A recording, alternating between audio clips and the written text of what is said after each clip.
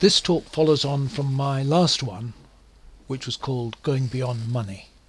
In this one, I'm going to be talking about the details of how one would organize the payment system in a labour credit economy. I'm going to do this with a diagram. I'm assuming that there are 5 actors in this play. You have the people who work, you have the public services like hospitals and schools, you have publicly owned factories, you have shops, and you have a government body which I'm calling the Labour Ministry. Let's assume that there is a working population which puts in 2 million person hours per year in the public services and 4 million in the public factories, so that basically we're saying we've got 6 million workers, 2 million of them working in the hospitals and schools, 4 million in the public factories. I'm ignoring work in the shops at the moment for simplicity. Now, one of the nice things about labour time calculations is that they translate directly into the distribution of the working population.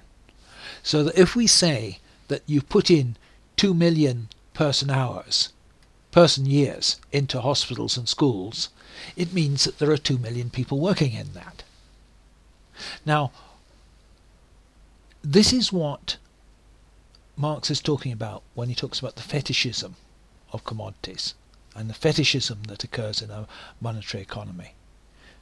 In a monetary economy, you see everything in terms of sums of money, and you lose sight of the fact that behind those sums of money there is a distribution of the working population. Now, labour time accounting brings that out to the fore, and it shows that what you're actually talking about in economic decision making is the distribution of the population between different professions and activities. Now, the assumption is that in a socialist economy, all labour is directly communal. Everyone is a public employee. The people get their labour credits from a public body in return for working. And I'm calling this public body the Labour Ministry. And the Labour Ministry issues as many labour credits as there were hours done in the last week. So, the Labour Ministry would issue 6 million person years of labour credits to the workers. In a given week, if the working week was 40 hours, they would give 240 million hourly credits to the working population. Now, you can't pay for the public factories public schools and hospitals, unless you levy a tax. So I'm assuming here that an income tax equivalent to 2 million person years is collected to balance the share of the population that is working in the hospitals and schools. These taxes are simply cancelled out. These credits are simply cancelled out. So I show them going in a tax bin. They don't circulate, they're just wiped out. You have to do this because unless you wiped out those 2 million credits, people would be attempting to spend 6 million credits in the shops, 6 million credits in the shops on the products of the public factories, which is not going to work. So you have to deduct 2 million in income tax to cover that. That ensures that people spend 4 million in the shops, and the shops then put the 4 million in the bin. You could literally do this if you're using Bellamy's idea of punch cards, and you just punch out the credits as holes in the pieces of paper and put the chads in the bin. There is then a corresponding flow of goods from the public factories to the workers who consume it. In return for 4 million person years of work done in the public factories, the people get 4 million goods that took 4 million person years to produce. At the moment, I'm ignoring goods that go for net investment, and I'm ignoring the flow of goods into the schools and hospitals. Okay, so from this point of view, the 2 million working in the schools and hospitals actually includes a portion of those working in the factories that produce hospital beds, produce medical equipment, etc.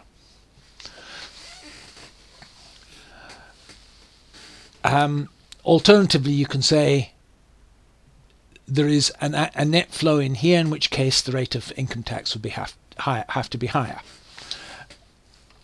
The important thing is that the level of credits after income tax have to equal the flow of goods from the public factories to the workers. Now, the key point about this is that there's no circulation of labour credits. Everyone's a directly public worker, not an employee of a firm. In other words, labour is directly social labour. This is the condition that Marx said had to be met in order for you to do direct labour accounting. And in particular, there are no enterprises of the Soviet type which received rubles for goods they produced and paid wages. This is different from the Soviet model. Now, why is the law of value important still in this economy? If shop prices were not proportional to labour content, it would generate a severe set of problems. And these are not hypothetical problems. They're ones which actually have occurred in real socialist economies and have discredited socialism. If goods are priced too cheap, the shops sell out and you get queues and black markets. This happened often in socialist economies. And what this comes down to is essentially the level of taxation did not balance the level of effective demand, or particular groups of goods were sold too cheap. Let's consider the second case, where prices have been set below labour values. And this sets signals that are in principle impossible to meet. This struck me very strongly when I visited Poland in the early 80s, just before Solidarity came to prominence. There were gross, visible shortages of meat in Polish shops. The only way me and Greg Michelson realised that certain shops were actually butchers, because we couldn't read Polish, was by working out that the white slabs they had were slabs for meat. There was no meat on them. But when we went and looked at the UN statistics for meat consumption in Poland, it was 70 kilos per head per year.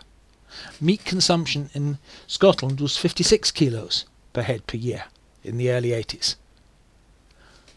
There were no queues outside the Scottish shops, and that's because the prices were set corresponding to the law of value in Scotland, but in Poland the prices of meat were heavily subsidised and sold below their values.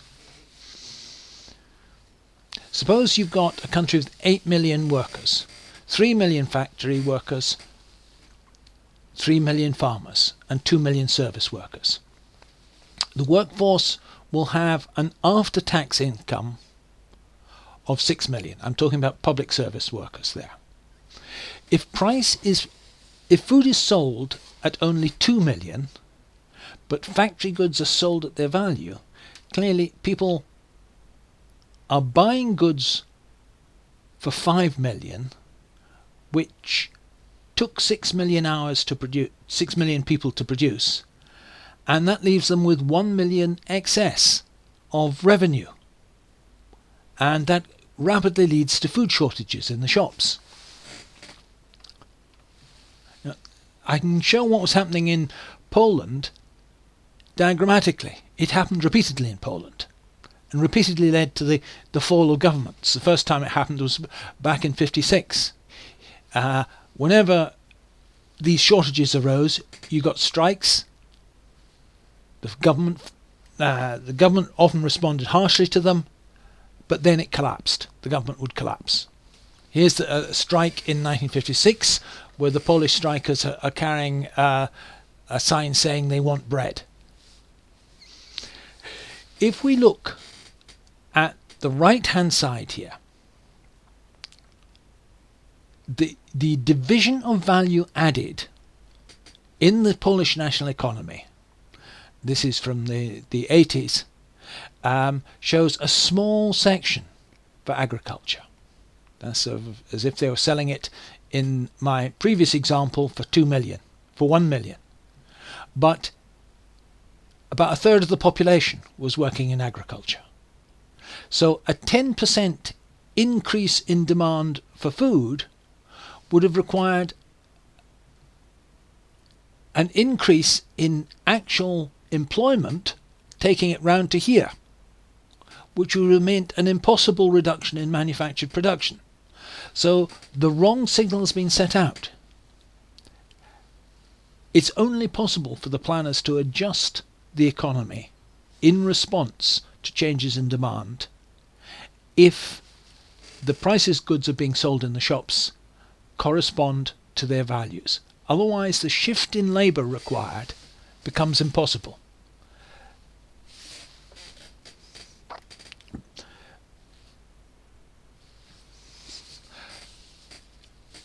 We have to dissociate socialism from cheap food populism.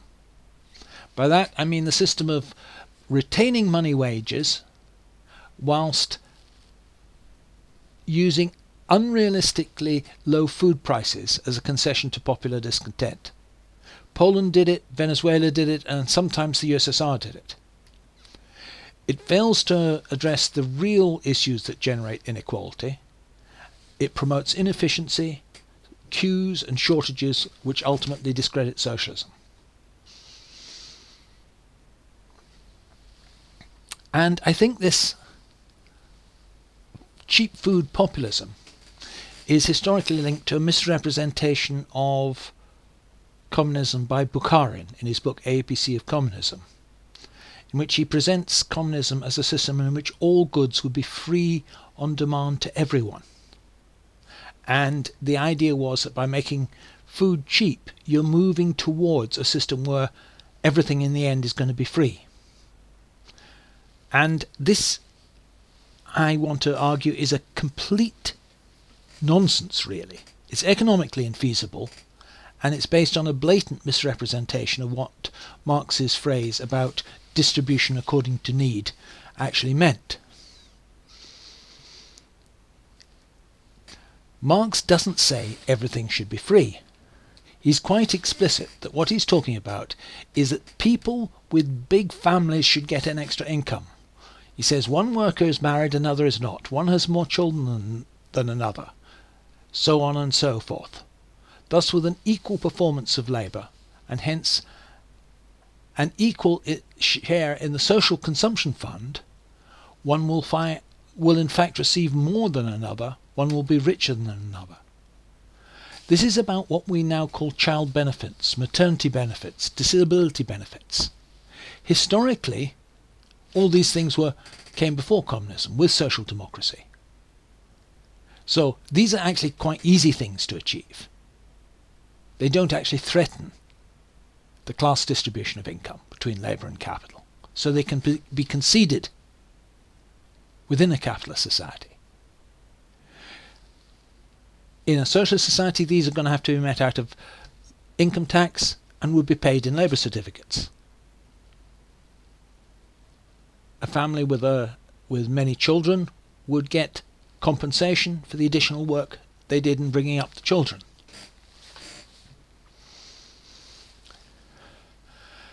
You can have free distribution in certain areas. You can do it where the marginal cost of supply is negligible.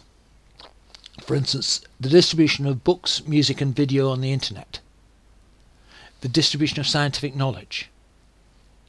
No one has to pay for using Newton's laws of motion. You can incorporate them into any scientific calculation you want. No one needs to pay for music that is streamed down from the internet, provided taxation is used to pay for the servers which run to provide the free service. You can also make things free when demand is effectively fixed. Bus travel into the centre of town to go to work. If you know people are travelling by bus, let's assume they are electric trolley buses so they don't pollute, you can calculate how many buses are going to be needed to take people in, and there is no need to charge for that. That can be provided as a free public service met out of taxation. And you can issue free travel passes for that purpose. You might choose only to build enough buses to carry working population at rush hour, so only those who are currently working could get in during the rush hour with a workers' bus pass, and other times retired people could travel for free. You can also have free distribution of services where there's an external assessment of need, as we have in the health service in Britain. You can have heart surgery for free because nobody gets it unless a doctor diagnoses them as needing it. But all of these have to be met out of income tax. They all introduce a reduction in workers' personal income, and they should only be embarked on if there's democratic support for it, ideally by some kind of popular vote. I'm now going to give a short digression on why Marx considered capitalist costing irrational and why he said it held back the productive forces. Later I'll come back and to show the relevance of this to the Bukharinite concept of communism. Suppose we have two techniques for producing things. One technique requires 160 person years to make the output. 100 person years in machinery, 60 person years of direct labour, 160. That's the old technique.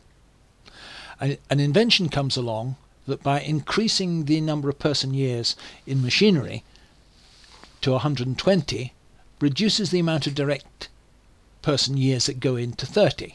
Clearly there is a reduction in the total cost of production of 10 person years, and the new technique should be chosen. Now, what happens in a capitalist economy? Well, we will assume a rate of surplus value of 100%. That's to say, the share of wages in value added is a half. This is what Marx assumed in his example. We have a technique of production, the original technique of production up here, 100 person years for machines, because the capitalist has to pay for the machines at their full value. On the other hand, he pays for the labour at half its value. So to the capitalist it appears this cost of production is 130, because he doesn't pay the full value of the labour. The new technique of production, he has to pay an extra 20 for the machines, but only makes a saving of 15 in wages. So the new technique of production is actually 5 person years more expensive, so they don't use it. So Marx's point is that the exploitation of labour sets a limit to the use of technology. There's a whole set of techniques which are socially beneficial in terms of saving human labour, but aren't used because the low cost of labour makes them appear uneconomic. If wages fall further to 40% of the value, the old technique looks even cheaper. So I've done a new calculation assuming that only 40% of value added is paid to labour. Then the difference between the old and the new technique is even greater, and the disincentive to employ new technology rises. So as wages fall, the disincentive to use new technology increases, according to Marx. And this is what actually happens. Here we see the growth in income inequality, the rising share of the income going to the capitalist class in Britain over the years. And on the other side, above here, we see the decline in the growth of labour productivity.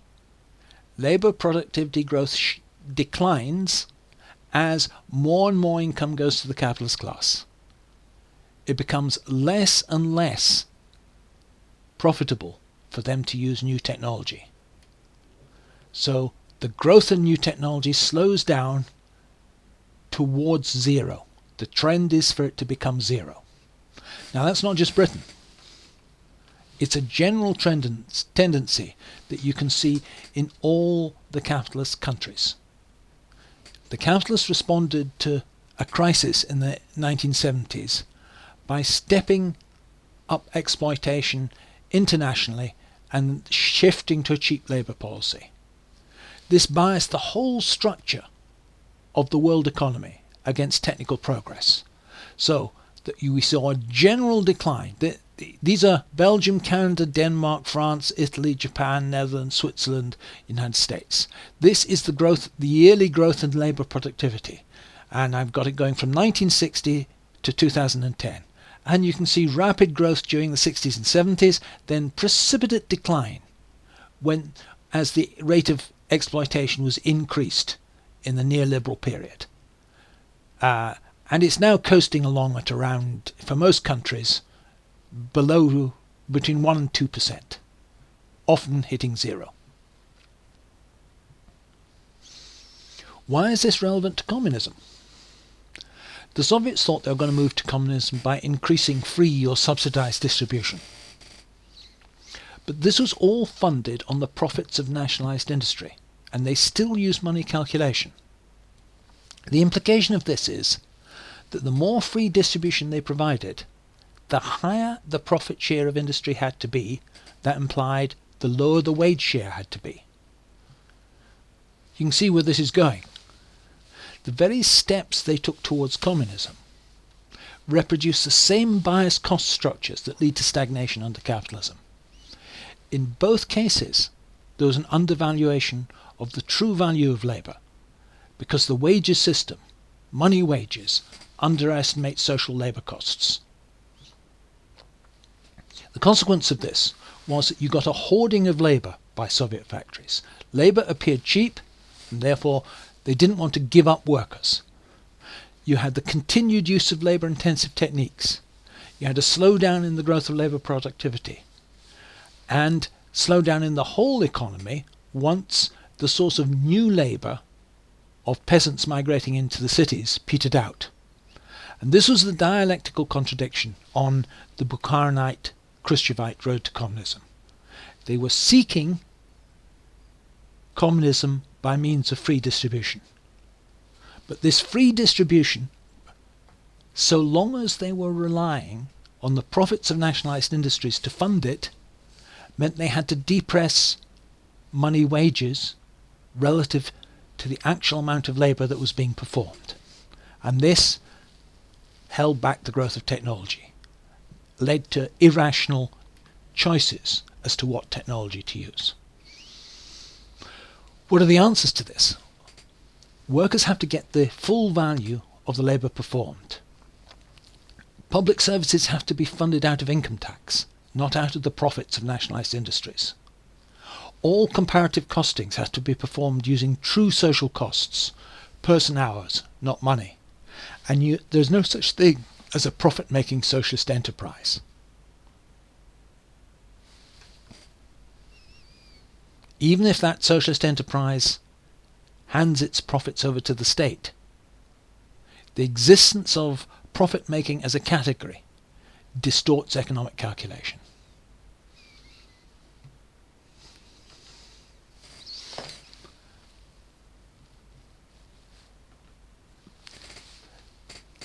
There's a historical paradox here.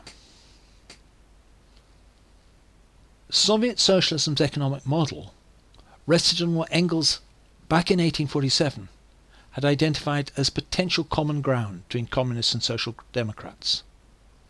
But he warned against the illusions of democratic socialism, that socialism itself was enough to produce a lasting solution.